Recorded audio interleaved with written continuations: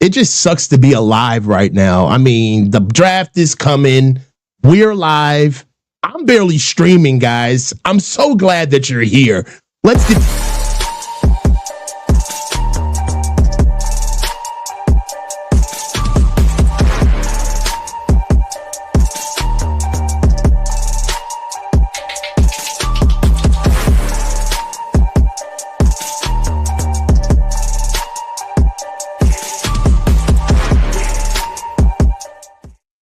We are here. We are here. Welcome back to the Coach's Huddle. It's your boy, the coach, where the field meets family. And don't look now, but we got another 4-man front. I'm here with the closest guys that I have in this space. My man, Grant Cohn, Ryan G. Hensley, and Jesse Naylor. Grant, how are you doing, buddy? Doing great, buddy. How you doing, buddy? I'm doing good, pal. What's up, Ryan? What's good, bro? Everything is good, sir. Everything is good. It's a great time to be alive, coach. It's a great time. It is a great time to be alive, and that's why I need you guys around me. I need to feel that energy. Yeah. Jesse, how's it going, bro? Good, man. Full government names tonight. I like it. I appreciate it. I try. You know what I mean? Like, come on, man. Let's, the elephant in the room. I'm the only black guy. Gotta, get a little bit of, gotta be a little professional, just kind of lighten it up. So, look, let's get into our topics right now. What we know thus far, since we've been kicking around with what are the 49ers going to do at 11, the draft class being good, bad, the depth of the draft, all of those good things. We actually got some real kind of news. There's reports that the 49ers are exploring to trade up as high as into the top 6 picks of the draft. They've been contacting some teams around in the league. And what we do know is that if the 49ers are trading up with 11 picks, couple of things that I want to know. How viable is this? Is this just smoke? And if it's not, what route do you think the Niners are going to take? I'll start with you, Jesse. I don't think it's smoke in the sense that they're not making the calls. To me, this is kind of a rumor in the sense that I think anybody at any time could put this rumor out about any team saying, oh, well, this team's making calls about trading up or trading back. I think that's the job of all of these guys, is knowing exactly what it takes to get to certain positions of the draft. Who do you think is going to be gone? Having those conversations and being as prepared as possible. What does it take to trade back? What does that look like? Hey, if we were to trade up, what players would have to be gone in order for you to be comfortable with trading back to our spot? So to me, I don't think that the 49ers are necessarily looking to trade up with this report. I think the report is very real, but I don't think that the report is any different for any of these teams. I think they're all just trying to figure out how this thing's going to fall. And I think that this is something that's pretty standard that they do every year. I don't expect the 49ers to trade up. I think it would take a generational talent in order for them to do so. Maybe that's Abdul Carter or what have you.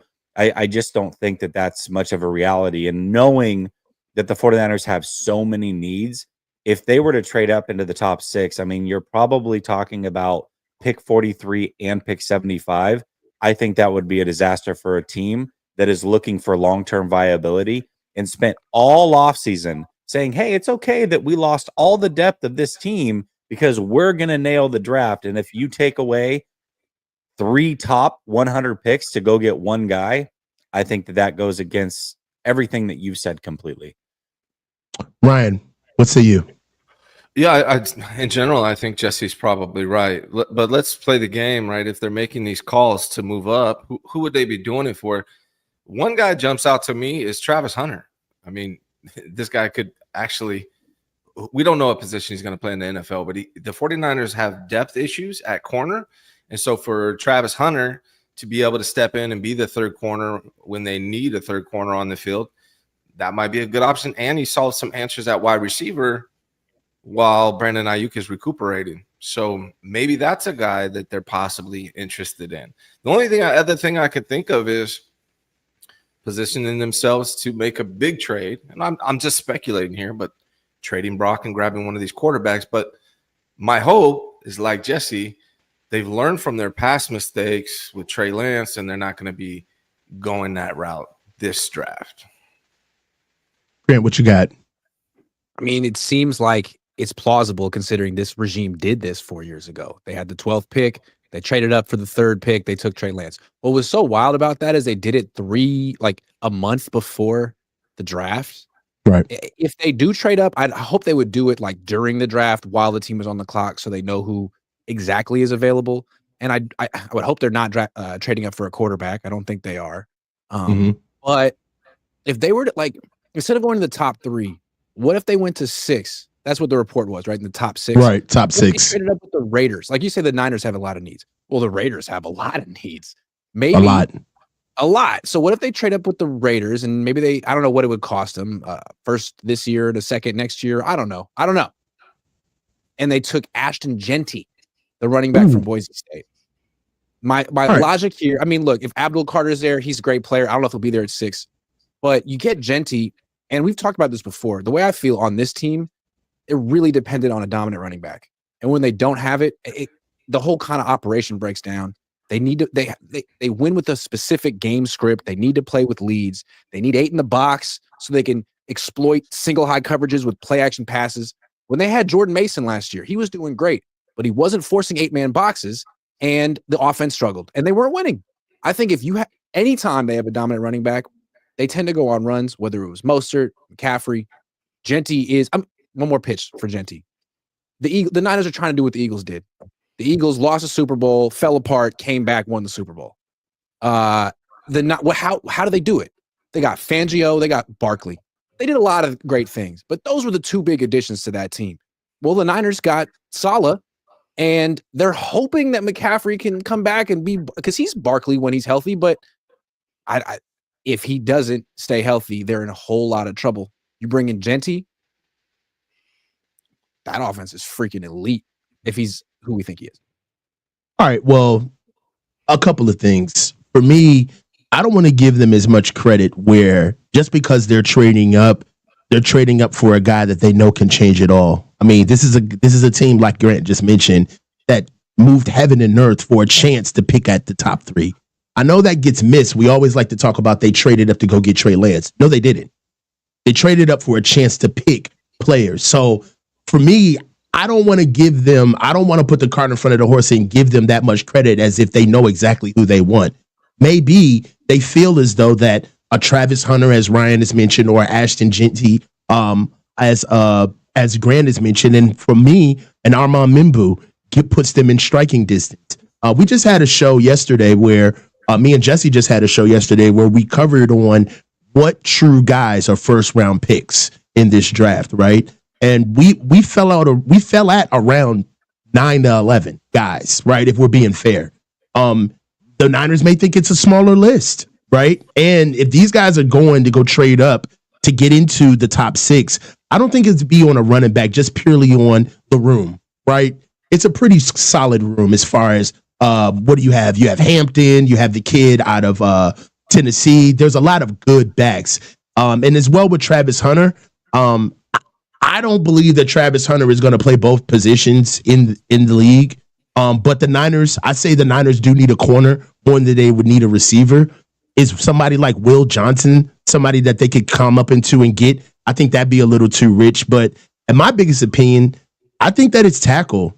That's the only room, in my opinion, where the only true left tackle that I could see the Niners going to go get is Armand Mimbu. I don't like Kelvin Banks Jr., but for what is mentioned, he is a scheme fit. Grant mentioned that in a couple of conversations that we had, being a former player of Coach Sarkisian. But I think even that would be rich. So really, I think it's trying to go get a tackle. And if we're that hard up to go get a tackle, then, one would have to ask, what are going to be the moves on Trent? Exactly.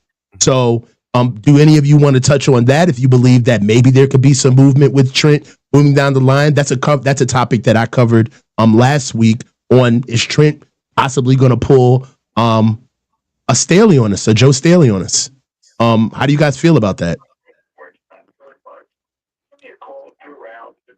I wonder. I mean, he hasn't said anything on social media since October, since before he got hurt, since before his baby's mother had a stillborn. I mean, he's gone through a lot in the last 7 months. He's almost 37. And in addition, those ankle injuries seem serious. Like the Niners always kind of downplay it, like, oh, it was a bruise or this or that. He's had ankle injuries every year with the Niners. They seem like they could be chronic, and I wonder how much they really heal ever. So I don't know. Lynch keeps saying he's going to play. I'd like to hear it from Trent, and it seems like he's being like purposely silent in ways that he never was in the past. Right. I have questions, but no answers. I do as well. Interesting. I think it's interesting because I don't know what Ryan's stance is on this particular topic, but I know that what your guys' stance is. I've said the same thing since the offseason began. So the fact that we all came to this thought that maybe Trent's not going to be here and we're going to get a Staley situation. I mean, I'm not saying we're right, but it is weird that all of us think that or have thought that, which means we're clearly not the only ones. I'm sure there's a lot of people in this fan base that think it. And it had to be asked of John Lynch, what's going on with Trent Williams? I don't know. I just feel like when there's smoke, there's fire. I think that there's a real potential there. And my whole stance this offseason has been that was my biggest worry in losing Dre Greenlaw. But the reason that I think this is very real is because he is married or, you know, he has a family. He has a family. Exactly. And when you go through something that tragic as a family, there will be a situation, or I could see a situation where if they're still trying to have children, that his significant other is saying, I need you here. I'm not going through this alone again. Last time I went through this alone. If we're going to have kids, I need you here. If that were to happen, I need you by my side. And there is 0% chance that he's going to tell her, no, I'm going to go play football, especially at his age with this much money on a team that's not going to win a Super Bowl. So I'm not saying that has happened, but if it did, he would be out, and he would be out with zero hesitation, I believe. I have a question for Jesse. Do we know if his significant other lives in California or not? They live in Texas. I don't She know. lives in Texas. I know that. She lives in Texas. Yeah. They both. Okay. Well, So Trent, that she would have been on her own during this whole ordeal. yeah, she's not coming out. She's in Texas. One thing I'll Where say. in Texas? I'm not sure. I don't know when. I don't want to be specific. No, I don't think Trent's from Houston. Okay. No, hold on. Okay, I'll check. Okay. I think it's from One thing I'll say Galveston. Hold on. Is that if they do move up and grab a tackle, Trent is definitely leaving because the Niners don't prioritize that position enough to move up and draft a tackle a year ahead, unless they actually need something like right now. So if they do make that move, Trent, I would almost guarantee is retiring if that happens. He's from Longview, Texas, which is Longview, outside of Texas. Dallas, a couple of hours. How about this? Yeah. Is it possible? I'm just going with, I'm just spitballing here. If his significant other is in Texas and she doesn't want to be alone on another try, makes total sense. Is it possible that he says he'd like to go play for a team in Texas? Maybe the Texans or Dallas. Yeah. I mean, the Texans don't have a left tackle. They just signed Cam Robinson, but he's a 1-year deal. He's not good. Yeah. They just moved on from Tunsil. I'm sure I don't know what he wants to do, but that's also something that could happen. Maybe he requested a trade. Debo requested a trade. It's not like the Niners are like contending right now. Maybe he's like, hey, I'm 37 and you guys are taking a reset year and I'd like to go to Houston for a lot of reasons. I don't know. Right. So I want to cover this.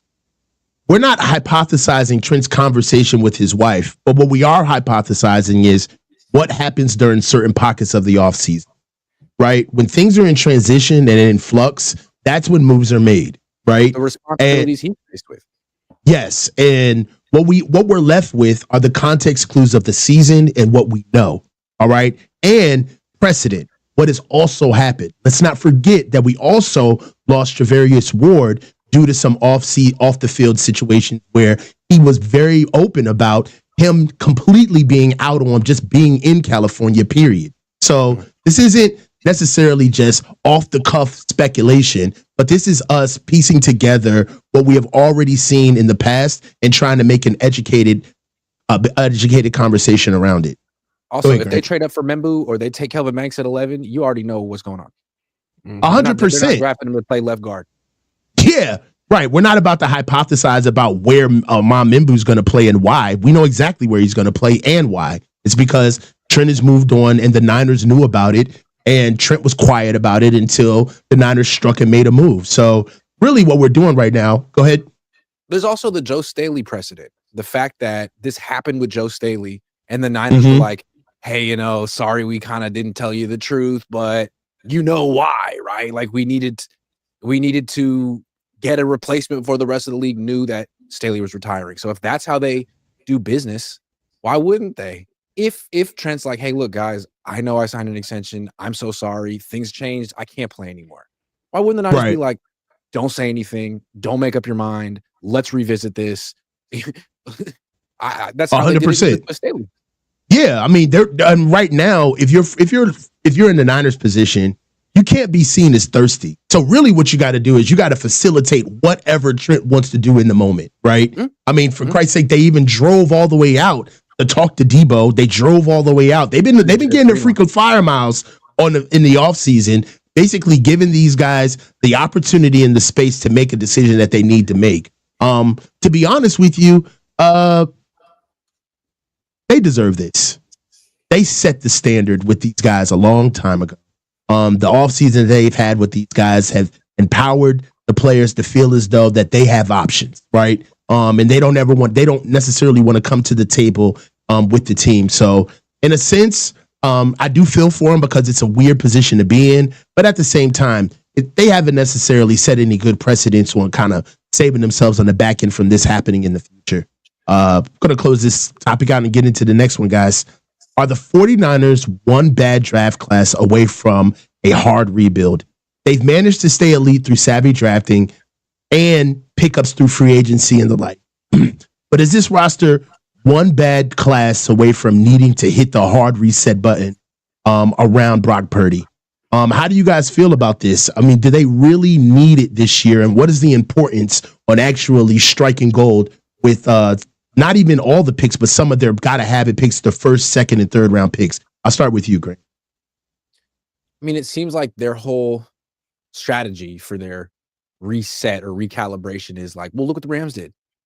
Look what the Eagles did. Like they took it on the chin for 1 year and then they drafted really well and boom, they bounced back. So they have to draft really well. They have to get 3 or 4 starters at least in this draft and the next draft. And if they have one of these 2022, 2023 drafts that's just abysmal, then they're going to be bad. They're going to be a bad team. And yeah, they're going to be rebuilding, but they're also going to be like all in the hot seat. And it's going to be depressing in Santa Clara. Like this is year 9 of this stuff and they're backsliding and they look burnt out. We're looking at pictures of Kyle Shanahan from then and now being like, yikes, man. Like they have a lot to prove this year. This is a very particular team. I mean, Sean McVay and the Rams seem so energized. The Niners seem like tired. Yeah, the pressure is rising. You definitely can feel it. Ryan, how do you feel? Yeah, it seems like every year we're like, hey, this is a very important, but this one really is. They have actual needs, holes that need to be filled on this roster, and they're dependent on it not only for the future and the rebuild and the long term of this team, but for the immediate future for this coming season. They legitimately need starters from this rookie draft class. They have aging veterans, and when you have top heavy rosters like that, you need your drafts to hit. Otherwise, you're like patching it with duct tape with like bottom feeders at the last minute, and that's like how formal Super Bowl contending teams slip into like just mediocrity. So like 100%, this is an extremely important draft for the 49ers. They got to pull at least 3 starters out of this draft, in my opinion. Yeah. I think, I was just to say that I think that when we talk about this draft, the 49ers themselves have come out and said that this draft is super important to their future. This draft is super important to how good they're going to be this year. They're really pouring all their eggs into the draft basket. So if they have a bad draft this year, I think that means a couple things. I think it means that they probably didn't make the playoffs this year as well. I think the 49ers, as currently constructed, are not a playoff team. I still think they're probably the 4th best team in their own division at this point. But they are a couple of players away from being competitive in their own division and being a playoff team with this schedule, but they do have to hit big time, just like Ryan said. But if they don't hit and they don't make the playoffs, you said rebuild around Brock Purdy. Why would we rebuild around Brock Purdy? That means 2 years in a row you took an average roster and couldn't make the playoffs. That means he probably had a bad season himself. To me, if you're going to hit the hard reset, which I think they would do, that would mean Kyle's gone. That's John Lynch. That's Brock, everybody. I mean, you're completely starting over, GM through quarterback, because those are the three that make your franchise tick. And if 2 years in a row you didn't make the playoffs, you got something seriously wrong. That's why. Can I jump on that? I really feel go like ahead. That's why I feel like Jed York needs to think through basically what Jesse just said. Like, to me, he needs to put Kyle, John Lynch, and Brock all on the same timeline and not pay him this year. Let it play out. You guys didn't make the playoffs last year. What can you do in the draft? How are you going to play Brock this season? And are you going to look like a quarterback that we can build around? And are you going to draft the pieces that can help us do that, John and Kyle, and get us back into playoff contention? And if you're not, they need to do a hard reset with all of those dudes. Man, I mean, I tend to agree. I love the point that Jesse brought up about a hard reset really can't happen unless you don't go all in on Brock, right? You can't reset with a quarterback newly minted in a brand new contract. But I think that's what the Niners are going to try to do. I think that if they reset, they truly believe that the one piece that they can keep is Brock's deal and trying to find somebody, as far as a coach that is, to come wrap themselves around Brock and bring in a winner. I just don't see it that way. That's not the way we got him. That's not the way we found success with him. That's not how we built with him. We already had a team ready-made for Brock to come into. I do believe that this season is it as far as having a good draft. If they don't have a good draft this year, then this regime is pretty much dead DOA. We're just watching it play out for the next couple of years. Go ahead, Grant. Jesse said something that the team needs 4 starters from this draft. That's true. They also got that last year. I think the team looks at this draft a little differently. Of course they want 4 starters, but I think they feel like this draft gives them maybe a unique opportunity to get a quote-unquote blue chip player. They don't normally draft this high. They think they're going to bounce back because their schedule's so easy or whatever. Like I mean, that's what Jed seemed to be saying. Like, this is a unique opportunity. And if they really are thinking about trading up, maybe they feel like they're not quite in range to get that blue chip player. So yes, they need to get 3 or 4 starters, but I think they're going to feel like they missed an opportunity if they don't get someone truly foundational to pair with Lenore and Purdy and Warner and Bosa. Well, if that's what they're doing, I like that direction then, because we don't need any more head scratchers in that position of the draft. I mean, if you're going to be in the top 10 picks of the draft, the last thing you want is to get a piece or to get a positional guy that just fits into what they've already been doing. You do want a force contributor. You want somebody where, hey, good on them. If Trent's moving on and this is what they've got to do to make sure that they get their left tackle and it's Armand Mimbu, I don't have a problem with that, right? However, I do want to know, is this them circling the wagons to try to gear up for saving what they've lost, meaning like keep the core together, or is this a new direction? I would say, I think, I don't know about that necessarily. To me, we can go back real quick to the Trent Williams conversation. Okay. Speculation aside, if he retires, I mean, they're toast, because even if you draft a Membu or whoever, if you're moving up to get Membu and you're foregoing multiple picks, higher picks in this draft to go do so to replace Trent Williams, Membu can be the best prospect by far, and he's still not going to be as good as Trent Williams year 1. He's just not going to be. And so just spending all of that to replace Trent Williams, buddy, they're going to be in some serious trouble if that is a real situation. Yeah, the trade up really stupid. Definitely. I don't understand the hate on Kelvin Banks. I'll tell you. It's All not, right, then let's go you're there. fine. It's not. It's Let's not go there. No, don't put the hood on. I don't think It's not dumb. I just I don't think get he- it. I I, just think watch he's him and a I'm like, guard. he looks pretty good to me. I don't know, think but he's a I'm an idiot. guard. I think he's a guard. Personally, I think he's a guard. I think if he were to just be a guard, he'd be maybe the best guard, at worst, second, third best guard in this draft. I think as a tackle, and this is not unique to him, by the way. I think Campbell's in this situation. I think Mabau is in this situation. Mimbu might be in this situation in that he's a right tackle, not a left tackle. There's not early on pure left tackles just sitting there, which makes this draft really intriguing. Even if you go with Mimbu, he played a lot of right tackle. Can he truly be a left tackle? There are questions there. But when I look at Banks and the way that he plays, and this is coming from a very untrained eye when it comes to offensive line, I'll just tell you what I see. I see a player who, much like Brendel, I'm not saying he's this bad, but much like Brendel, somehow ends up off balance and on the ground an awful lot. And I would say that's probably not good if you're a starting franchise left tackle. And with arms his size, you know, we talk a lot about Will Campbell having shorter arms and how it doesn't show up on film. I think with Banks, it does. I think he gets out over his skis. He's off balance a lot. He ends up on the ground because of it. And I just think that he's better suited for the guard position. I think he would be an elite guard in this league. And that's a really good thing to have. But at pick 11 might be a little bit rich. That's just my personal. Again, I'm going to say some stupid stuff because it Go doesn't ahead. matter. But just in terms of like athletic testing, Yeah. his results and Penei Sewell results are like identical, Oh, yeah. except he's 16 pounds lighter than Penei Sewell. And I know Penei Sewell's a lot better than him, but his arm length, his size, I'm not really worried about it. When I watch Mike McGlinchey on tape, I'm like, he looks stiff.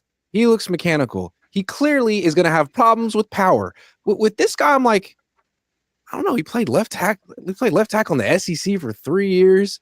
I'm like, I don't think he's going to be Trent Williams. I'm not saying he's going to be a Pro Bowler. I'm not saying that a second contract, but on a rookie deal, I think he can play left tackle and be like a bargain and be way better than McGlinchey. But again, I don't know what I'm looking at when I watch these players, especially offensive linemen. But that's just how I feel. And I understand that people, Jesse, Coach, Tom Jensen, are Dane Brugler feel very strongly about Kelvin Banks, and I will defer.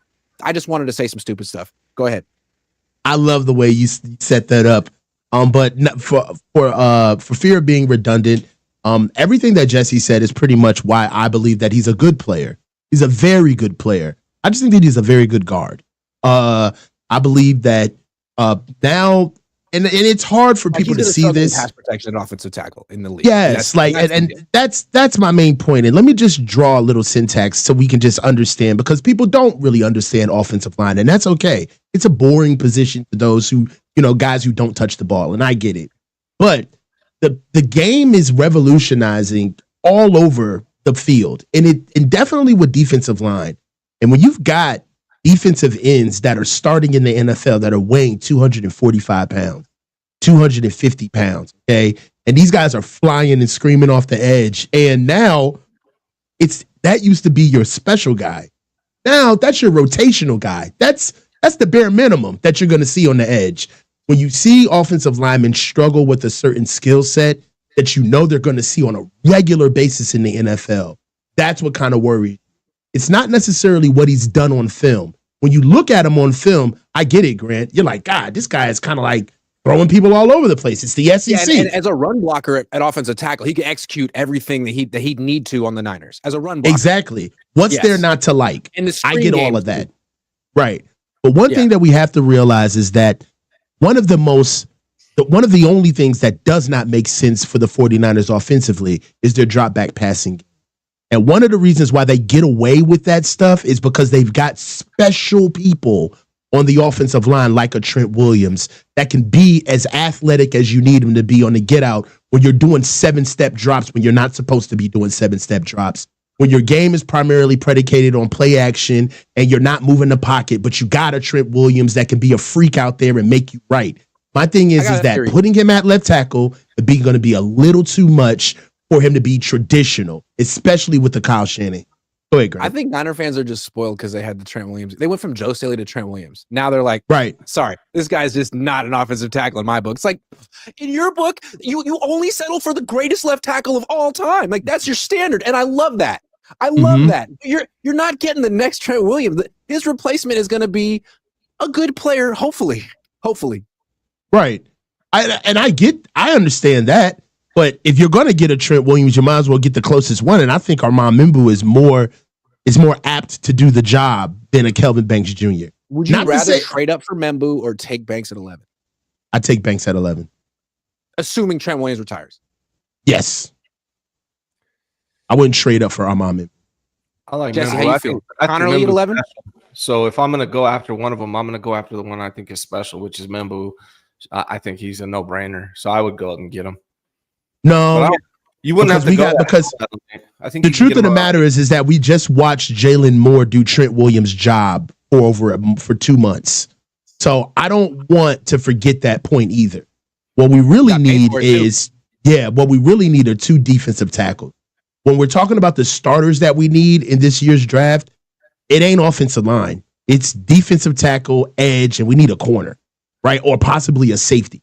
Like, that's what we need. Like, if we didn't address offensive line until later in the draft, I'd be perfectly fine with that. Barring Trent Williams does not retire. Exactly. But you do also need, and this is why I hope Trent doesn't retire, because there are guys later on, the Anthony Beltons, who I love, that you can get later, maybe around pick 100, that can sit for a year, learn behind Trent, and then truly take over. And then physically, you've got somebody very similar, somebody who sat for a year, learned from Trent. In your scenario, Grant, if I'm doing it to replace left tackle, I would trade up and get Mimbu. But to me, Banks at 11, I don't have a problem taking Banks. Like, if they traded back 5 or 6 spots, it's just about the value. I think ultimately can be a serviceable tackle. I think he could be a top 15-ish tackle in the league if everything falls right. I think he can be a top 5 left guard. So it's not like you're getting a bad player by any means. You're not getting a bad player. You just might be getting one that is better suited for a different position. And it's like, why play him at offensive tackle so he can be like good, maybe, when he could be great at left guard? He'd be generational at guard. I think that he'd be a generational player. Like, he'd be so good at guard. Like, why are you messing around and wasting time? That's what you do at offensive line. You don't play around with that. If a guy plays a position, you put him there. I struggle to think Ryan. The best player available at 11. That's the thing. I think you probably want to trade down a few spots if your plan is Banks, because I think there'll be some dudes at 11 that are probably overall a more valuable player available for the 49ers. That's fair. That's fair. Let's get into the next topic, gentlemen. Who's under the most pressure in the 49ers front office this draft cycle? Is it Lynch, Parag, or Kyle? Or the newly hired developmental staff? With the big decisions ahead and no Adam Peters as a buffer this year round, as it was last year, who's the most responsible if things go sideways this year, particularly with the draft? I'll start with you, Jeff. It's got to be John Lynch. I've said this so many times to Grant, and I still think that it's true that we'll know when Kyle Shanahan is truly on the hot seat when John Lynch is fired, because I don't think that they're going to just move on necessarily from both of them. I think they should. I think they're a package deal if that's the route they go. Like, if they miss the playoffs this year, I think they should move on from both. I have a feeling that wouldn't be what happens, though.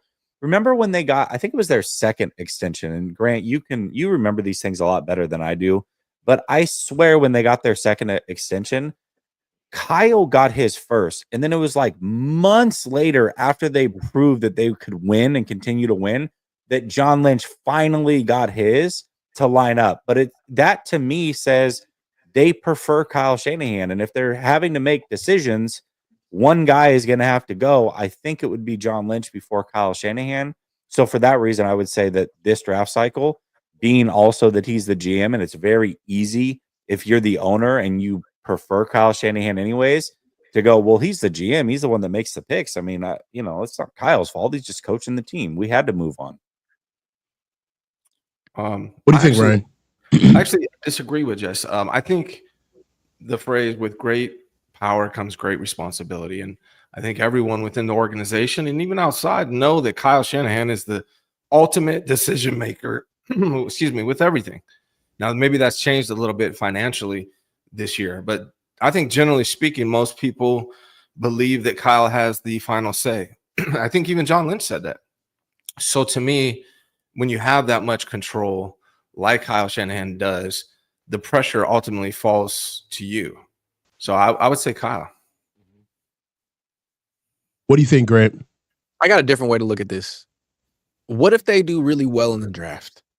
That puts pressure on John Lynch too, because as good as John Lynch is, he's not a scout. He's like, he knows who to ask for advice, like whether to go to the coach or whether to go to the personnel department. Like, he lost Adam Peters, who is doing a good job with Washington, and that seemed maybe threatening for his job security. I mean, you got to replace him, and all of a sudden, Tariq Ahmad looks really good. Had a great draft last year. If he does it again this year, will someone want to hire Tariq Ahmad? Like, people have been coaching Niners, coaches and front office people for a while. What if they look at him and say, man, he's Adam Peters plus? What an incredible drafter. Do they have a replacement for him? Or do the Niners all of a sudden say, whoa, we want Tariq Ahmad? In fact, we think he's really good. John, got to keep this guy. We got to give him a promotion. We're going to call, because that's what they did with Adam Peters, right? He was like the director or whatever, and then he was the They kept promoting him until there was nothing left. Yeah. So I wonder if they have another good draft, Tariq Ahmad's going to be a name in the NFL, and they might have to do something to keep him. I agree. Last year's draft was really good. Go ahead, Ryan. Sorry, one other thing about this is that ultimately Kyle has to coach and win with the players drafted regardless, and that is going to fall on his shoulders if he doesn't make the playoffs again also. I mean, yeah. I think the biggest thing that we've noticed is that the Niners finally got their first slate of draft picks, and once again, the organization proved out to know how to pick solid guys that can make it to the field. I do believe that this is falling on John slowly but surely. I believe that as the team kind of, when the team is winning, I feel like everybody can kind of put their name on a group project. And because you're winning, nobody really cares who did what. We won, right? It's a great organization. Everybody's doing great.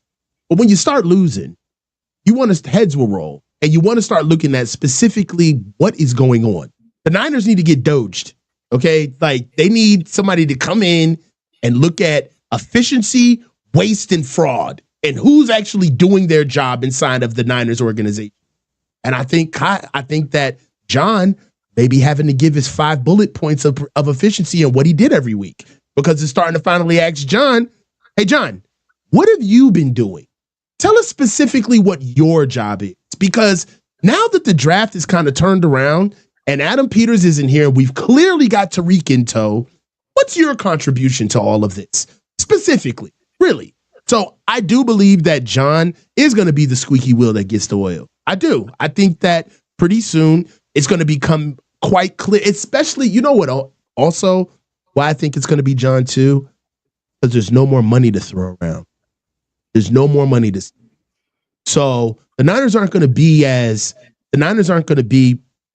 as aggressive in free agency and trying to bring in middle guys, right? Like John Lynch gets a big boost for his job and his productivity when an Emmanuel Sanders comes in the middle of the season.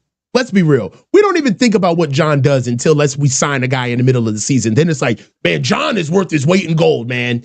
That's what John is for. Go ahead, Grant. Can I explain why Kyle's never going to get fired by this team? Ever? No. Ever. Even if he deserves it. Because they have no clout without him. Clout is the word that matters here.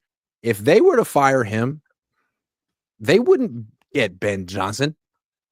I'm sorry, Jed. I'm sorry. You guys can't. The fact that you got Kyle Shanahan in the first place was kind of improbable, and it's because he had a connection to Mike Shanahan and Niners of past. But like, this is the group that hired Jim Tomsula because people just don't take them seriously. Yeah. And like, the only reason Robert Saleh's in the organization is because of Kyle. I mean, that he can actually, like, say what you want about Kyle. I've said a lot for years, but he can bring brought Steve Wilkes in. He can bring good coaches in. They'll screw him over, but York can't, and he knows it. So whatever clout that the Niners have. So you think that they're really strapped to? You're really strapped to the fact. You think that the Niners are strapped to Kyle because they don't have any cachet around the league? They Correct. Can't bring anybody in by themselves? Yes. Then it's ultimately always going to be on Jed. Because the truth is that if that's really what it is, then Jed has no control over Kyle. It's until Kyle completely screws up to the point where Dr. York has to come in and swoop down and actually make a real decision. But I don't think that he's coming in with a scalpel. They're too far along the process. He's coming in with an axe to lop stuff off to keep productivity going. I don't really see him as somebody who necessarily cares about the relationships and the context of how things have bared out. He's more of a binary zeros and ones type of guy. So if that's where we're standing right now, then the truth is that we're only go as far as Jed's maturity or maturation inside being a sports owner. That's really the truth of it all.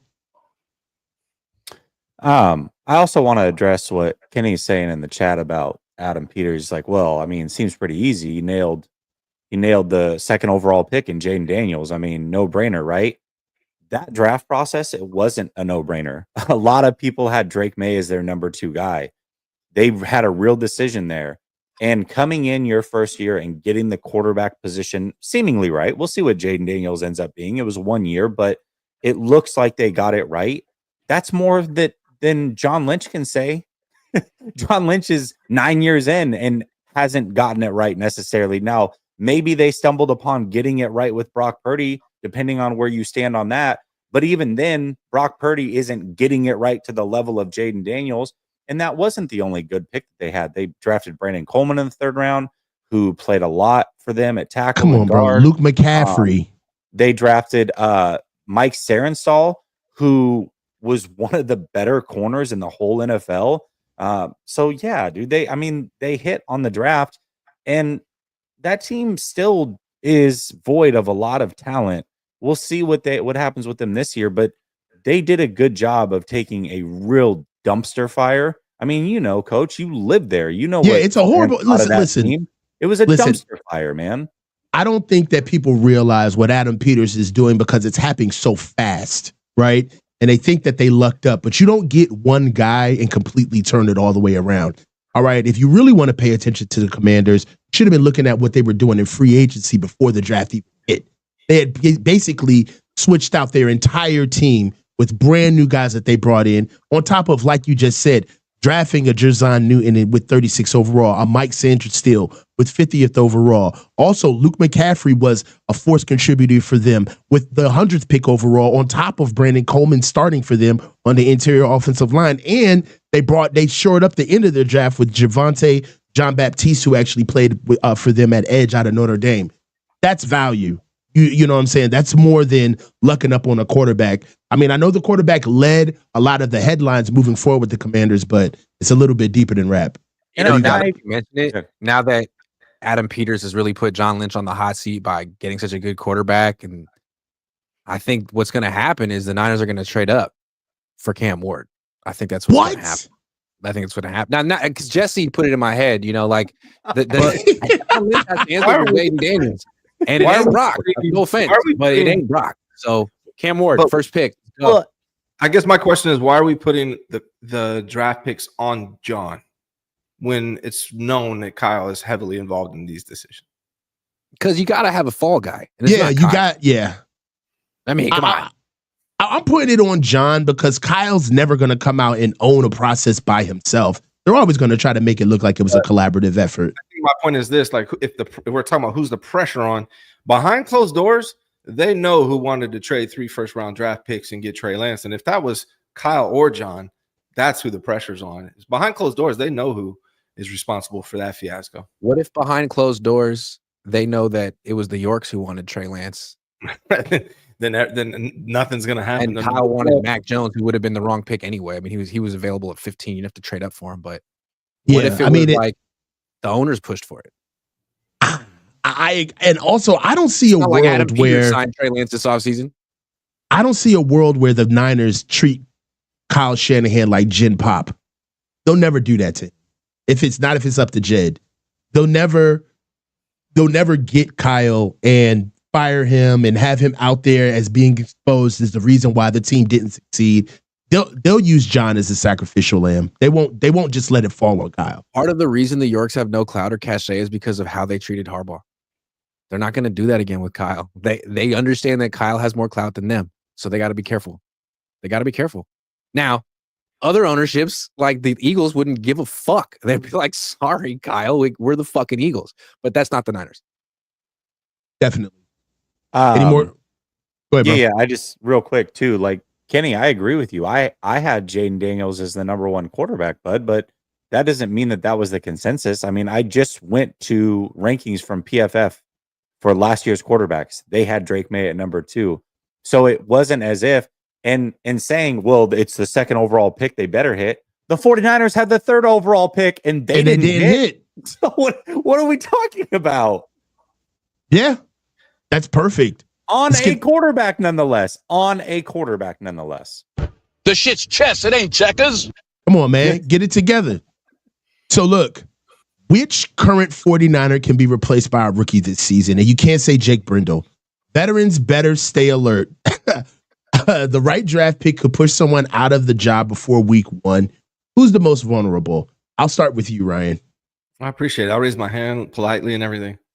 I just wanted to go first so somebody else doesn't take mine. But I actually think it's going to be could possibly be Jair Brown.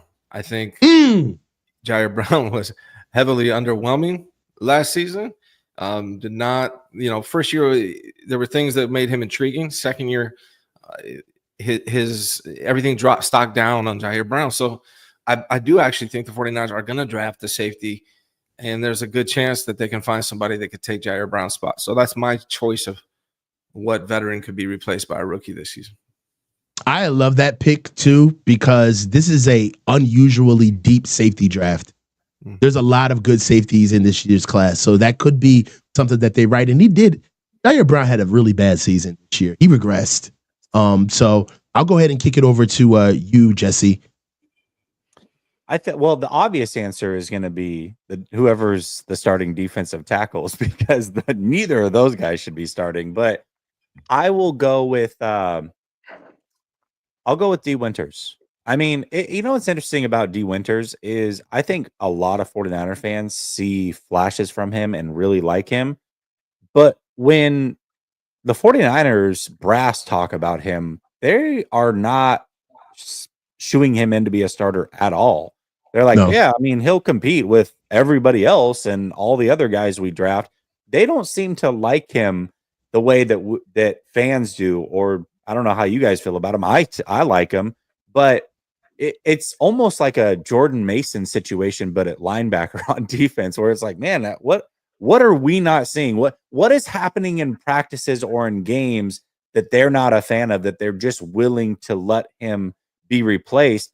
And I think the thought was, well, you've got Robert Saleh, he'll get the best out of Dre Greenlaw, and maybe that happens. And Winters, and you let Dre Greenlaw go, so you've got to like Winters. But Kyle Shanahan and John Lynch don't echo those sentiments when asked about him. It's all about competition. The best guy will win. We're going to for sure draft some guys and bring them in. So I don't know. Yeah, but that doesn't mean they'll take a guy in round 2. Like, I think they like him. I think they also like Jalen Graham. They brought him back. I think they also like Curtis Robinson. I think they really like KJ Wright, their coach. I think they feel that he's like the next D'Amico in a lot of ways, that he has that kind of upper trajectory. And I think they feel that if they take another linebacker in round 5 or 6, that he could work with them and he could develop them. Maybe they'll take him earlier than that, but they've had so much success drafting linebackers late. And they really like KJ Wright. So I wonder if that influences their picks. I think D. Winters is going to take a huge leap, like similar to how Hufanga took a leap from his rookie season to his sophomore season. I feel like that with Winters for some reason. He's got that athleticism. He's super explosive. I think that Winters takes really bad angles. Okay. I do believe at one point I thought the game was a little too physical for him because he was just missing a lot of tackles, but not missing them from the bad angles. But when he would actually get home, arm tackling, not necessarily having the right pad level when guys were running through him. He cleaned that up near the end of the year. I got to be honest. He was flying all over the field. One of those things is that at linebacker, consistency is key. One thing that you got to see is that I just want to see him be consistent. And also, maybe I don't want to say that he's not good, but Devondre Campbell was really bad. And anybody would look good playing after that kid. You know what I mean? After that man. So Can I just want. Go ahead. Sorry about that. I didn't mean to cut you off. In regards to winners, everything you guys are saying is right. But when I brought up Huff, it specifically reminds me of Huff, not just in the potential leap that I think he's going to make, but by the way Huff was missing and the way he was playing in his first year. Always around the ball, but not quite there. Taking bad angles, missing. That's a very good point. And D. Winters has all this athleticism, and now he's got Robert Saleh to correct those things. That's why I really believe that he's going to take a jump this year.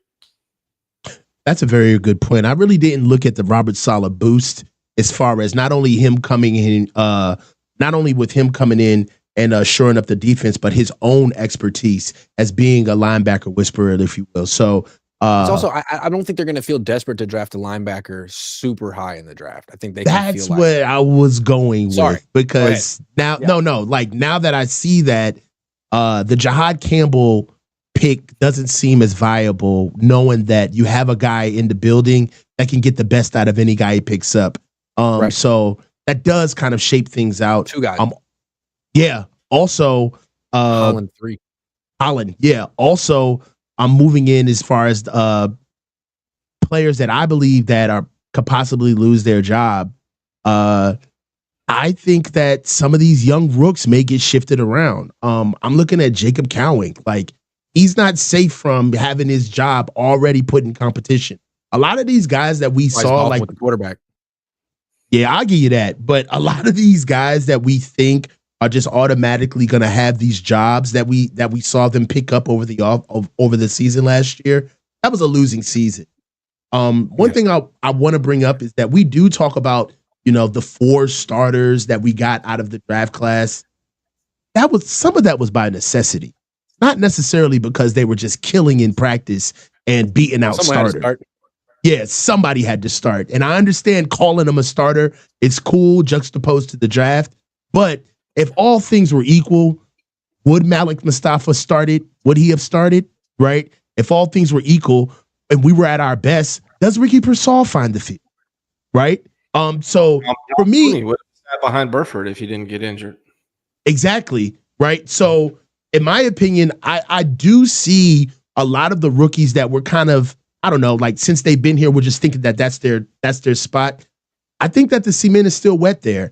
I think that Jacob Cowing could possibly get cut if they bring in a bigger, stronger receiver that can actually replicate his skill set. I think that Isaac Garindo is still out there for a guy that could possibly be let go if they find a back that they really love. In this year's draft class, this was a very deep running back class. So for me, I do see that.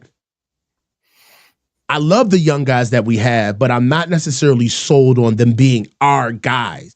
I mean, we had a shitty season. Just because they came out and started for us doesn't necessarily mean that those are our guys, right? Yeah. I think Cowing's spot as a return man, too. Yeah. Yeah, I agree. Cowing was not good at returning. I took it like purely as starters. I mean, if we're going to throw the Cowings in there, then like Darrell Luter Jr., look out, your roster spot might be taken. Mm-hmm. And, back to the winners thing. Yeah, right. And he's going to ball out. Back to the D Winters thing. I personally do like D Winters, and I would like to see him flourish. But the 49ers, is Tom brought up, I mean, they're so confident in D Winters that Robert Saleh came in as like, we need to keep Dre Greenlaw. And then they flew to Dre Greenlaw's house to try to keep him last minute and flip him from going to Denver. It's like, well, and again, you add that with the way that they've spoken about D Winters and having to fight for his position as a starter. It's like, I'm not saying he's going to be off the roster or that he's not going to start, but they're going to bring in competition and they're going to allow him to compete. You don't fly to somebody's house if you're that sold on D winners. Be honest. Right. Was that sincere though, or was that like, oh man, like our fans, our players are gonna be pissed if we just let Dre Greenlaw go? Let's go and like get on our knees and make it seem like we're not gonna up our offer, but we'll beg and plead. And then when he says no, we'll be like, hey, we tried. I got something for that. I got something for that. Yes and no, Grant, because you know what I could see? I could see them treating Dre Greenlaw that way before Robert Saleh got there. Like, hey, man, get out there, fight for your money. We're not necessarily giving you any contingencies. Yeah, we talked about your extension before you got hurt, but don't look at us for anything promising down the line. And then Robert Saleh came in here and was like, yeah, so how's Dre? Like, you know, are we good on Dre? How's that going? And the Niners are like, yeah, sure. Well, he's still here. Let's go ahead and just kind of work it through. And as Dre kind of let it be known, like, yo, I'm out of here. You know, I believe that, you know, Robert Saleh, I can see a situation where Robert Saleh's like, well, you know, we got to go see Dre. And the whole building's like, you know what? Let's go see Dre. Yeah, you know what? We should. Let's go shoot him an offer. Because I do feel like them going out there, what are you going out there for? You already shot him the first offer, which is disrespectful. So now all of a sudden, not only are you going to go back on your word, but you're going to fly out to go back on your word. You're letting me know that that's somewhere I don't want to be anywhere. There's no equity.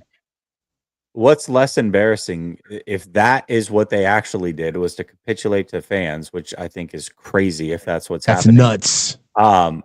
But is that worse than doing what they've always done or seemingly always done, which is completely over or undervalue their own talent? I mean, trading Jimmy Garoppolo and being like, we expect 2 second-round picks, like, but you're not going to get anything more than a fourth. Just get him off. Oh, no, he'll just stick on the roster for a full extra year because we don't know his value. Oh, Deebo Samuel could have been traded for a 4th round or maybe a late 3rd round pick last year. That's what the rumors were, and now you traded him for a 5th a year later. Or, oh, Dre Greenlaw, you somehow didn't fathom that there was any possibility he was going to get more than a 1-year deal when he hit the open market. That's crazy that you had no idea. So which one is worse, that they capitulate to the fan base or that they truly don't know the value of players around the league? I don't know that either is a good look. Are they capitulating to the fan base or just trying to control the narrative? Like the narrative was, you disrespected Dre Greenlaw, you let him go. And they're like, no. We wanted Dre Greenlaw. We went to his freaking house. We made him an offer. Like, he didn't want us. He doesn't want to be Scottie Pippen anymore. Like, I feel like they did a whole good job of rewriting the narrative when maybe from Greenlaw's perspective, like, no, you didn't want me. And that little performance at the end where you came to my house didn't change the offer. Like, you knew, like, you lowballed me and it offended me. Like, that's the end of the story. I went to Denver because they paid me more money and I don't even know them. I don't even freaking know Sean Payton, and I'm going there because I feel more wanted. Is that the story? Yeah, I think so. That might be the story. I mean, where it's like, I'm only going to play with somebody. Players only want to play with people that they trust. Not that they like, but that they trust. Right? Niners might have been right about Greenlaw, though. Like a 1-year proof deal. I'm not betting on that. I understand it. I completely understand it from the Niners' perspective. But instead of saying it with their chest, they were like, no. Well, how about not go out of your way to just kiss ass and lie? What's the matter with just being honest about where you stand, right? You don't have to do all of this. Dre's going to be a Niner. The reason why they have to do all of that, because it's basically the other side of what they do when things are going well. They front run. They say things that they shouldn't. They give way too much praise when they shouldn't. And then when they go on the back end, when things get a little different, it's all of this rushing momentum over the stuff that they shouldn't have been saying that they have to basically compensate for. So you have to compensate by flying out to go see a Dre Greenlaw when while he's hurt, you're saying, oh, Dre's good to go. He's going to be a Niner for life. No, he's not. We don't know that. Don't say that out loud. So I think that really what it is with players, if I was a player, I would be annoyed with the organization, not necessarily because you kiss my ass. It's because you try to. Why don't you just play it straight up? Why do you always have to put your finger on the scale? When I'm doing good, you overpraise me, you give me more than I'm worth. And when I'm doing bad, you completely show no trust or no faith. The organization's flighty. That's the problem. I think the Niners made the right call with Greenlaw. The more I think about it, I'm sorry. Like I just Achilles is serious stuff, and it's not the kind of thing that gets better. It's degenerative. My thing is like, why not be consistent and hold that same logic with McCaffrey? Like he didn't rupture it, but like, Right. you really think he's going to be great this year? It's not going to be you think that's not an issue anymore? You think that's behind him? Because Christian McCaffrey is quarterbacking.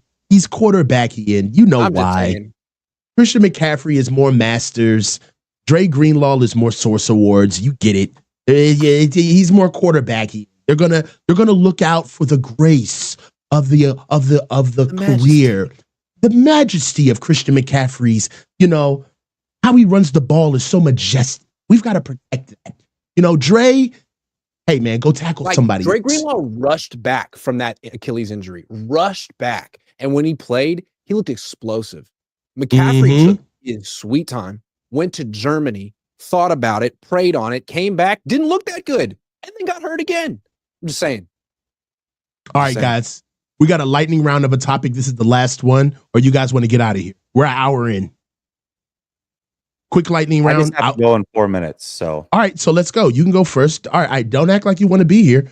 So look, what's one red flag pick that you don't want at 11? I'll start with you, Jess, since we got to go.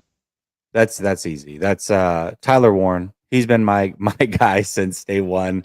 And I'm like, do not draft him at 11 because I don't know that he's even better than Loveland. I think he's a good prospect. Don't get me wrong. And if you trade it back for him, I would be good with it. But that position, when you have George Kittle, who's still arguably one of the, if not the best tight end in the league, and you have Loveland there, who is arguably as good, if not better, it's really, really hard for me to justify the 49ers taking Warren at 11. So that would be one guy that I would say no. Grant, what you got? Will Johnson. I like this pick. I think he's going to be the pick. I think he's the pick. We think he's the pick, but I love this. He didn't run. Like his agility testing was awful. He's had lots of lower body injuries. No, I would rather trade for Jalen Ramsey than spend a first-round pick on him. Nah. Okay. Nah. Ryan, what you got? Not for me. Ryan, you're muted. Oh, my bad. There you go. I don't think it's likely it happens that they get this guy, but Matthew Golden is the guy for me. He's a fast wide receiver, but feels more like a one-trick pony. He struggles getting open against man coverage, like really bad if you look at the analytics behind him. So I think people are blown away by his athleticism right now, and that's why his draft stock is so high. But I don't think he would be a good fit with the 49ers. Not necessarily that he's going to be bad, but I think he's just basically a deep threat. And I don't think it would be a good matchup for the 49ers. So that's one for me. All right. And for me, I have two. Mason Graham. Mason Graham out of Michigan. I don't see it. I think that there's a lot more value that you can get Mason Graham type talent down the line. The D tackle from Michigan. Doing pass rush moves. Was that real? I don't know, but it didn't look good, man. That was real? Yeah. That was real. I don't want Mason It wasn't Graham. even the moves that got me. It was his body. It was his body. I was like, no way. I built like that. $20 million with that video, man. He's got a dad bod, bro. And it's off I don't get it. Shador Sanders. Skit, man. It looked like a Drewski skit, honestly. Yes. Shador Sanders, again, I want to stay away from him. That's a hell no pick for me. And lastly, Mikael Williams. I want to stay away from him. You like good football players? Okay. No. I want to stay away from him. Why? So because the upside isn't there? I like the way you preface that. No, I just think that he's not a fit in our defense. I think that once we bring him on, his skill set's going to be bastardized. I don't think that he's a player that can give you first and second down production. And he's great on third down, but you got to get the third down. And I believe that we need to start focusing on stopping the run first instead of going to get the quarterback. I think Mikael was good at stopping the run. It's really good at stopping the guys up. I think that was the one thing he hold on. can do. Are you talking about Shamar Stewart? Shamar Stewart. out of Texas I was A&M. like, hold on a second. So you might sorry. be talking about Shamar. No production. There we go. Shamar, we talked about this on the phone. Sorry about that. Yeah, I was like, hold up. We did. I'm so glad you corrected me. Shamar Stewart. Shamar Stewart is somebody who I don't want at 11. That's why I was surprised when you said Michael. I was like, what? Well, I've never heard this from you. We talked about this. All right. So, guys, is Grant okay? I think so. He's frozen. We're gonna go through a couple of super chats and get out of here. Just two. Hugo de Jesus 199. Thank you. If they don't pick O-line, trade down for more picks. We got 11 of them, bro. I don't want any more. And Hugo did Jesus 199. Can I just say what the SI publisher for Georgia football told me about Michael Williams? I asked him about him at the combine. I was like, "What do you think of Michael?" He's like, "He's gonna have a 10-year career. He's gonna be great against the run. He's gonna be a good pass rusher." It's like, he didn't have a lot of stats at Georgia. He was playing 4-eye. Like, you're not gonna get a lot of freaking sacks playing 4-eye, but in the NFL, he's not gonna be playing that position. He's gonna be out wide. In the Niners, he'd be a literal wide 9. He's gonna produce. Is he gonna be the best player available? I don't know. Is his upside super high? I don't know. But he's a good football player right now. Has been a good football player since he was a freaking freshman, and he does have potential to improve as a pass rusher because he has the length. Only like 20 years old. So guys, I got the name wrong. Really guys. Let's go ahead and reset the premise here. Shamar Stewart. Okay, so like Brent Wheaton paused his camera and went out and got notes. I mean, god damn. I understand. I get it. Scary, right? Scary, because he's not good at anything right now, but he could be good at everything with the right coaching. And I think Chris Kaczmarek thinks he's the right coach because he did it with Ziggy Ansah like 10 years ago. But it's like, damn, dude, like, good luck. I mean, but the thing about it is that Ziggy had to fail for him to bounce back. I don't want to put up with all of that. I want a guy that can actually respond right away. So no, I don't want Shamar Stewart. Shamar Stewart he's a specimen. I will give you that. He looks the part, but there's just no production there. Super good at missing tackles. That's what he does. He's awesome, and he will find the front floor. He loves being on the ground. So it's just not a pick for me, guys. It was another great show. Jess, we got to get you guys out of here. 13 super chats to do. Do you not? No. They're old. No, those are old. Did that again. That got me again. Yeah. StreamYard? It's fine. Yeah, I got the two that I'm done. Thank you, man. Guys, it's been a great one, guys. Talk to you later.